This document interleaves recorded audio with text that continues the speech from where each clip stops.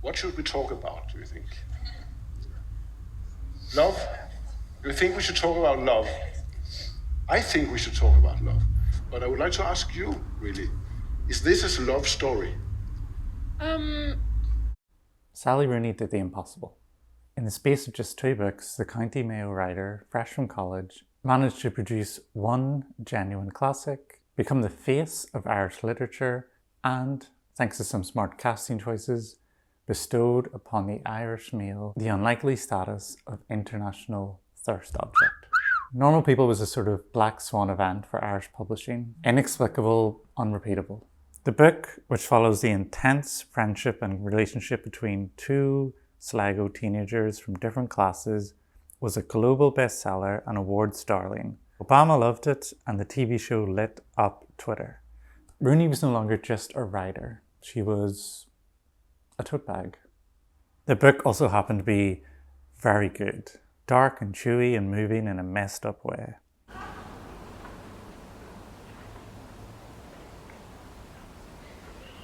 So the question was, how do you follow up something like that? How do you not disappoint everyone? Eventually we got a new book from Rooney, 2021's Beautiful World, Where Are You? And it seemed to me at least that Rooney had sort of buckled under the challenge, producing a strangely bloodless book, ponderous hodgepodge that left my memory almost as soon as it entered. The Rooney engine chugged on, Beautiful World earning sales and awards, but for me, a new anxiety had set in. The so-called Rooneyverse, the mythology, the discourse, the PR machine around the writer, was starting to feel dangerously untethered from the qualities of the work itself, which seemed to wobble, a little embarrassed, a little unsure of itself. The second TV adaptation of Rooney's work, Conversations with Friends, came and went without making a dent in the culture, adding to the rumbles of discontent and the sense that Rooney's reputation was, for the first time, vulnerable. So book number 4, Intermezzo, had a bit of work to do. Was Rooney destined to live forever in the long shadow of Miriam and Connell? Or could she pull off something? Could she right the ship and cement her position at the head table?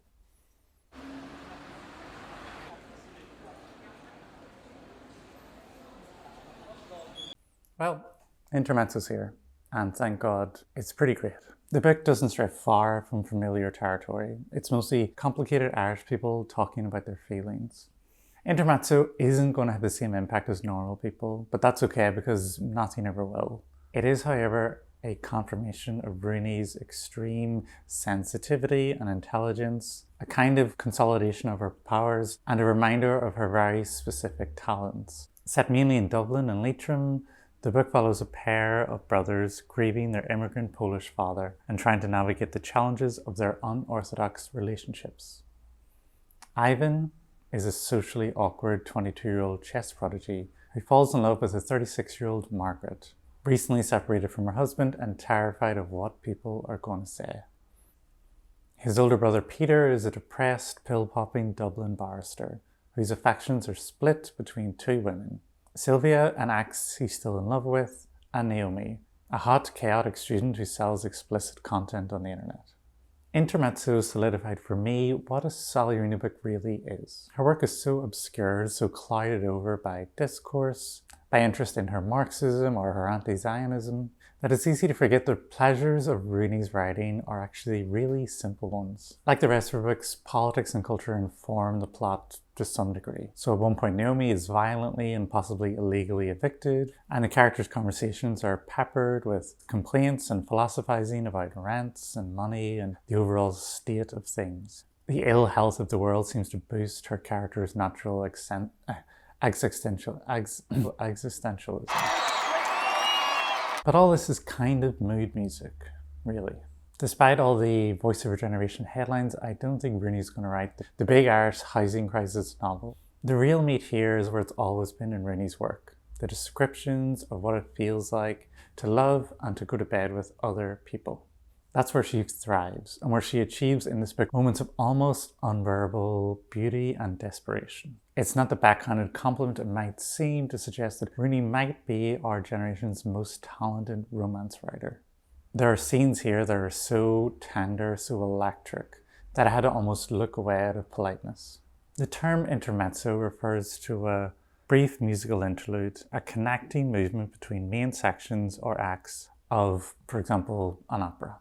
This seems a decent description of the book's characters about where they are in the arc of their lives. Stuck in an in-between, made claustrophobic by things that need overcoming or resolving. Fumbling awkwardly or chaotically towards some kind of alignment, towards the next chapter. I also read the title as a potential callback to Virginia Woolf's final novel, Between the Acts, published in 1941 just after her death. Rooney and Woolf share a stream of consciousness propulsion, a stylistic emphasis on time and flux.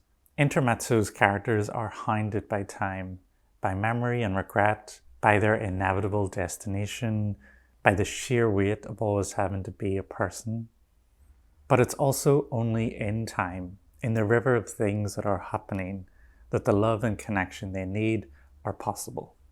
And there were moments here which really reminded me of discovering Woolf for the first time. Rooney's prose is so full of life, so sensitive to thought and sensory detail, so alert to the experience of experiencing, that I didn't really care about the novel's minor flaws. Like the looseness of some characterization, especially the women, and the way the plot seems to run out of steam just a bit before the end. For me, Rooney's never been one for plots or structure or much formal invention. She's always been a moment-to-moment kind of writer. But you get the sense reading Intermezzo that this sensitivity to the moment has been sort of nourished or expanded over time into a wider kind of emotional or spiritual spectrum. On the one hand, you have her attention to the animal selves of her characters, to bodies and violence and the various deliriums of desire, all of which seem primed to disturb a certain reader demographic, the kind who grades literary consumption on a scale of problematicness. The age gaps of the relationships here, for example, are treated really just as ethical details, less important than the kinds of feelings those relationships provoke. And on the other hand, any potential cynicism or detachment is balanced by Rooney's idealism, her appreciation of beauty and impermanence, and how meaning is created with and through other people, and her generosity towards these fucked up characters. And okay, maybe it's a little overcooked at times, maybe a little sentimental, but she still hits some real high notes. Rooney has refused to sign away the film or TV rights for both Beautiful World and Intermezzo, citing in interviews her discomfort with the media frenzy around the actors and the need to focus on writing ahead of other duties. This seems like a good idea, less noise to get in the way. You could say that Rooney has been in her own Intermezzo the past few years, a period of uncertainty and intensity, and now, with this book, has finally entered her post-normal people era. And this probably sounds silly to say, obviously artists evolve, nothing stays fixed, but reading this I felt like I've seen something like Rooney's final form, or at least a kind of stabilized version of it. Her voice is clear and consistent again. You get the sense you could plug her into any random piece of interpersonal geometry and she'd still produce something golden. I'm starting to feel the same way about Rooney stories as I do about someone like P.G. Wodehouse, where the fun isn't in being surprised or in invention, but in returning again and again to a very specific environment and a very specific voice. And maybe not that much is going to change, but the joy is just getting a chance to visit in each new installment. We're probably going to get this kind of story told in this kind of voice again and again from Rooney. She's only 33, there's a lot of time left to go. And if that's all we get, I'm happy enough.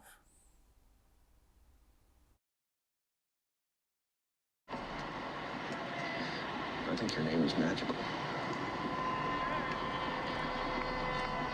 This is it, Joel. It's gonna be gone soon. I know.